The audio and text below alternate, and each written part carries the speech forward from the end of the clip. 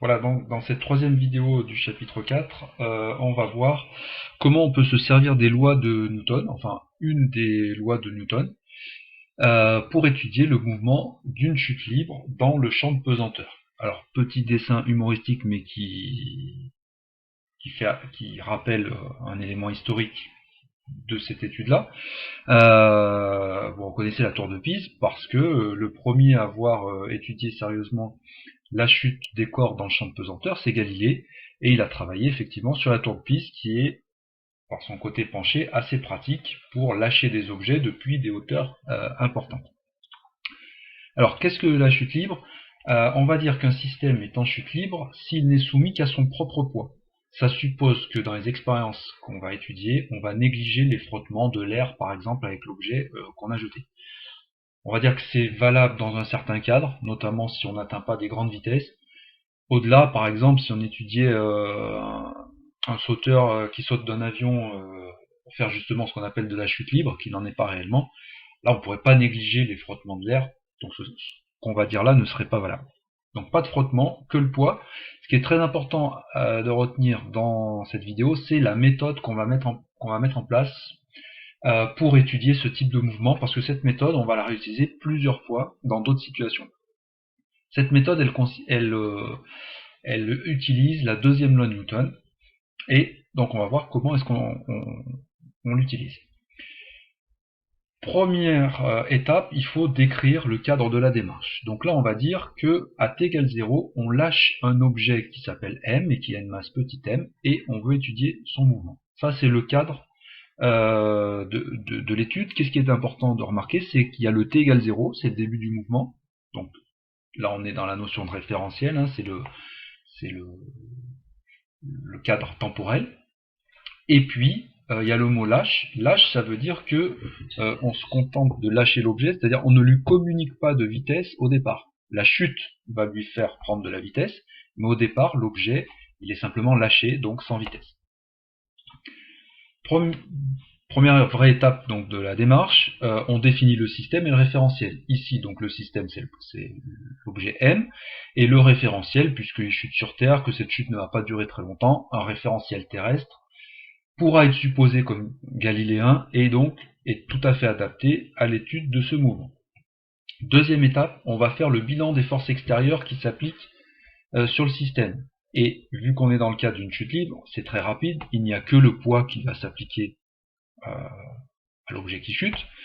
Et le poids, on sait que c'est une force qui est verticale, qui est orientée vers le bas, qui s'applique au centre d'inertie de l'objet, et dont la norme, la valeur, se calcule par le produit P égale m fois g, se calcule évidemment en newton.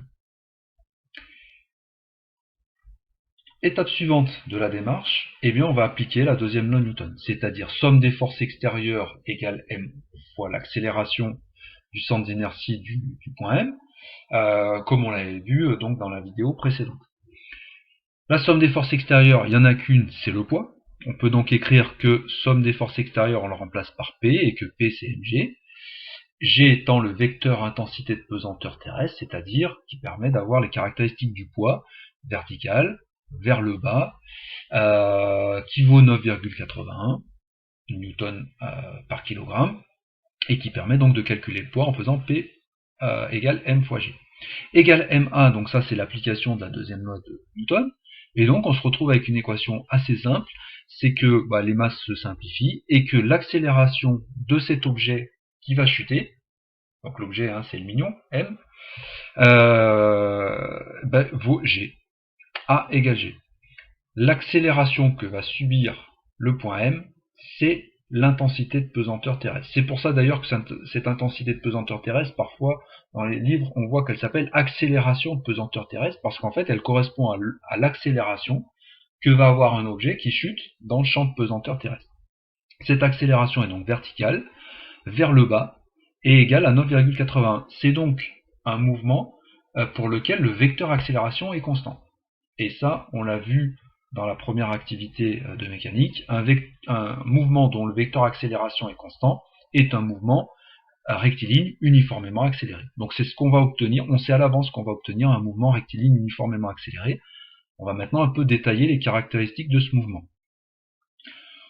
Pour cela, on va d'abord projeter le vecteur accélération sur les différents axes qui nous permettent d'étudier le mouvement. Donc au départ, dans la description du départ, il n'y avait pas d'axe. Là, je positionne des axes et en fait, vu que le mouvement va être vertical, je n'ai pas besoin des trois axes X, Y et Z pour faire mon étude.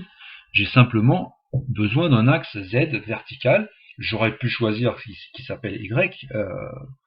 Bon, là, j'ai choisi de l'appeler Z. Et puis j'ai choisi de l'orienter vers le bas, parce que je sais que le mouvement va se faire vers le bas et que je pressens que ça va être plus pratique que Z soit lui aussi orienté vers le bas. Du coup, le vecteur G projeté sur cet axe Z, donc projeté ça veut dire on applique ce vecteur sur l'axe Z pour voir ce qu'il vaut. Il vaut 0 sur X, il vaut 0 sur Y, puisque je n'ai même pas mis les axes, et il va s'appliquer complètement sur l'axe Z, puisqu'ils sont parallèles, et donc sa coordonnée sur Z, c'est G. On en déduit donc que l'accélération sur X est nulle, sur Y elle est nulle aussi, et que l'accélération du point M sur l'axe Z vaut G. Donc accélération constante et mouvement rectiligne uniformément accéléré. Étape suivante, comme maintenant on connaît l'accélération et qu'on sait qu'il y a un lien entre vitesse et accélération, on va essayer de décrire la vitesse du point M. Pour ça donc on applique le lien qu'il y a entre accélération et vitesse. On sait que l'accélération est la dérivée par rapport au temps de la vitesse. Et on sait que cette notion de dérivée s'applique soit sur le vecteur complet, soit coordonnée par coordonnée. Alors pour Vx, Vy et Vz, on va à chaque fois chercher la primitive de Ax, Ay, Az. Chercher la primitive, c'est faire l'opération opposée à la dérivée. Puisque l'accélération, c'est la dérivée par rapport au temps de la vitesse, comme ici je connais l'accélération et que je cherche la vitesse, il faut que je fasse une opération qui est l'inverse de la dérivée. L'inverse dans le sens où je ne cherche pas à dériver une fonction, je cherche plutôt une fonction qui, quand je vais la dériver, me permet de retrouver l'accélération que je connais. Ça s'appelle chercher une primitive d'une fonction. Pour Ax, la fonction est nulle, puisqu'on a vu que Ax était égal à 0. Je cherche donc la primitive de 0, c'est-à-dire je cherche une fonction qui, quand je vais la dériver, me donne 0. Je sais que les fonctions qui donnent 0 en dérivée sont des constantes. Donc la vitesse sur x est une vitesse constante. Je ne sais pas encore ce qu'elle vaut, mais je sais qu'elle est constante. Pareil pour y. Ay valait 0, donc Vy est une constante. Pas forcément la même que Vx. Donc pour Vx, cette constante, je l'appelle K. Pour y, je l'appelle K'. Et puis pour z, Az valait G, c'est-à-dire 9,81. Je cherche donc une fonction dont la dérivée serait une constante égale à 9,81. Et bien je sais que ça, c'est une fonction de type affine. Quand je vais dériver une fonction en maths de type ax plus b, la dérivée sera a. Donc comme ici, tout se fait par rapport à la grandeur temps, le x est remplacé par le temps, et donc la primitive de g, c'est g fois t plus une constante, l'équivalent du ax plus b, mais qui donne ici gt plus k seconde. On a donc les expressions des coordonnées de Vx, Vy et Vz, mais incomplètes parce qu'il nous reste à déterminer k, k' et k seconde. Pour avoir k, k' et k seconde, on va utiliser les conditions initiales, c'est-à-dire la toute première diapo que je vous ai montrée, à savoir on lâche l'objet. On savait qu'on le lâche, c'est-à-dire qu'on savait qu'on ne lui communiquait pas de vitesse au départ. Ça, il faut que ça se retrouve dans les équations qu'on a trouvées. Vx0, c'est-à-dire la vitesse initiale qu'on lui donne sur l'axe x, elle est nulle. Et elle est censée valoir k. Donc, ça veut dire que k est nul. Pareil sur l'axe y. Vy0 vaut 0, c'est censé valoir k', c'est que k' est nul. Et puis pour z, donc l'expression est plus complète, mais on va arriver au même résultat. On ne lui a pas communiqué de vitesse sur z, donc vz0 vaut 0, mais vaut aussi g fois t, mais ici on est à t égale 0, donc g fois 0 plus k seconde, ça fait k seconde, et donc k seconde est nul. On obtient donc comme vitesse une vitesse qui est nulle sur xy et qui vaut g fois t, c'est-à-dire une fonction linéaire, g fois t, 9,81 fois t. Ça me permet par exemple de calculer au bout de 2 secondes quelle est la vitesse du mignon qui chute. Et bien au bout de 2 secondes, 9,81 fois 2, je fais le calcul et ça me donne sa vitesse en mètres par seconde. Dernière étape, on a ici des informations sur la vitesse et on sait qu'il existe un lien entre vitesse et position. Et ce lien, c'est à nouveau un lien de dérivée. Donc je vais refaire l'opération des primitives pour, à partir des coordonnées de la vitesse, trouver les coordonnées de position. Donc c'est parti, coordonnée par coordonnée, je regarde ce que ça donne. Pour x, x est la primitive de vx. Comme vx est nul, ben x est une fonction de type constante, que j'ai appelée c. Même chose pour y. Vy est nul, y de t est la primitive de vy, donc une constante que j'ai appelée c'. Et puis pour z, z de t est la primitive de vz de t. Vz de t, on vient de voir juste avant que c'était égal à g fois t. Je cherche donc une fonction qui, quand je vais la dériver, va me donner g fois t. Et le type de fonction qui donne comme dérivée g fois t sont des fonctions en t carré. Quand je vais dériver 1 demi de gt carré, le 2 du carré va venir devant. Avec le 1 demi que j'ai mis, j'aurai bien une dérivée qui vaudra g fois t. Donc la fonction z de t vaut 1 demi de gt carré, et puis c'est toujours avec une constante à c secondes, puisque les constantes, quand on les dérive, elles disparaissent. Donc j'ai des coordonnées x, y et z de position du point M qui chute, mais incomplète parce qu'il y a C', C' et C secondes, que je vais déterminer comme je l'ai fait pour tout à l'heure K, K' et K secondes, avec les conditions initiales. Puisque l'objet M, je l'ai lâché à l'origine du repère que j'ai positionné, ça voulait dire que x0, c'est-à-dire x à t égale 0, valait 0, et est égal à C, ça veut dire que C est nul. Y à t égale 0 valait 0 et est égal à C', donc C' est nul.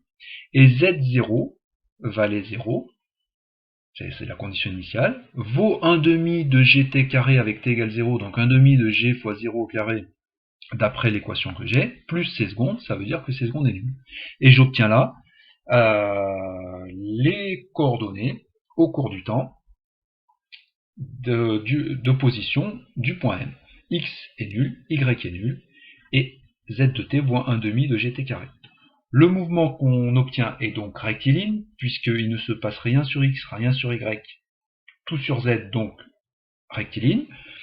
Et puis ce mouvement suit les lois de vitesse et de position qu'on vient d'établir. Pour la vitesse, c'était Vz égale Gt, et pour la position, c'est 1 demi de Gt carré. Grâce à ces équations, on pourrait maintenant répondre à des questions du type quelle va être la vitesse au sol de l'objet qui a chuté de 5 mètres. Ici, traduction graphique des équations qu'on a obtenues. Donc ici, on reconnaît le graphique de l'accélération. L'accélération est une constante, égale à 9,81. Donc c'est ici cette fonction constante rouge, donc à 9,81. On a vu que la vitesse Vz était proportionnelle au temps, donc on se retrouve avec lorsqu'on trace la vitesse en fonction du temps, on se retrouve avec une droite qui passe par l'origine. Et puis on a vu que z de t était du type 1 demi de gt carré, c'est-à-dire avec une forme parabolique.